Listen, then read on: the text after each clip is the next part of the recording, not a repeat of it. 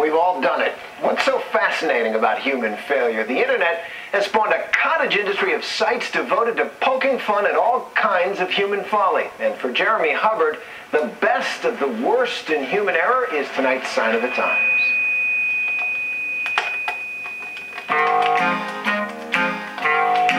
Let's all pause for a moment and celebrate human failure. It's everywhere on the internet, from those family photos that aren't exactly frame-worthy to those cooking experiences that have turned into cake wrecks. And then there are those arts and crafts projects that, well, I don't even know what to say about this.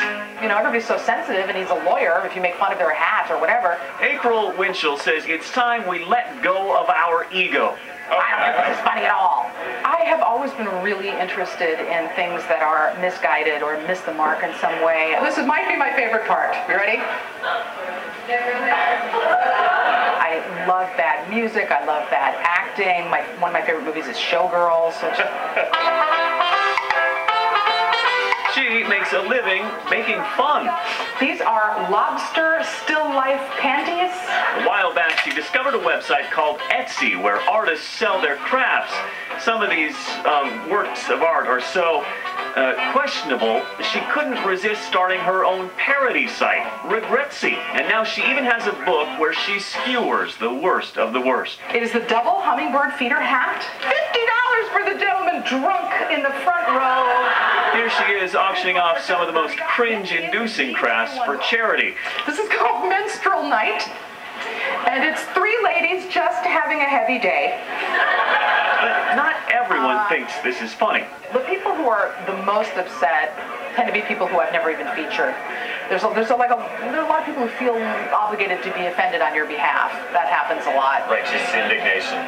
Yes, we call them sanctophonies, or we also say adult onset cryobetis. And it's a whole livelihood they've come up with, too. Poking fun, it turns out, is now a cottage industry.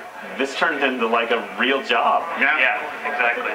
We met up with April at MIT at a conference called RaffleCon, where some of the brightest and snarkiest internet entrepreneurs, bloggers, and fans gather to crack each other up. It's for sure. You can't even buy these anymore. It's probably worth something. Yeah. Among the panelists, this guy from Lamebook, a website that scours Facebook for its most ridiculous postings. She thought someone sneezed on her and she had diabetes. And she thought it was contagious. And then there's Christian Lander.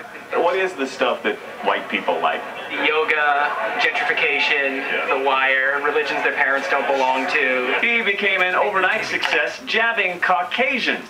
Clearly, it doesn't always pay to be nice. Writers try their entire lives to get a book deal. You guys put a goofy website online, and within days, you have several offers. Yes, but I think it's because we didn't know what we were doing. Mike Bender and Doug Chernak's website, awkwardfamilyphotos.com, was an overnight viral web sensation. What is an awkward photo? Everywhere from the matching outfits is a staple, forced poses, vacation shots where you can tell the parents might be very excited, the kids are miserable. Finally, we have permission to be snide thanks to these websites. You into that? But who really gets the last laugh? I use bird skulls and mouse skulls mostly for my work. Maybe it's those willing to put their awkward lives online in the first place. I'm an artist on Etsy, and I ended up on Regretsy. Like Raven here, who makes really strange paintings inspired by roadkill.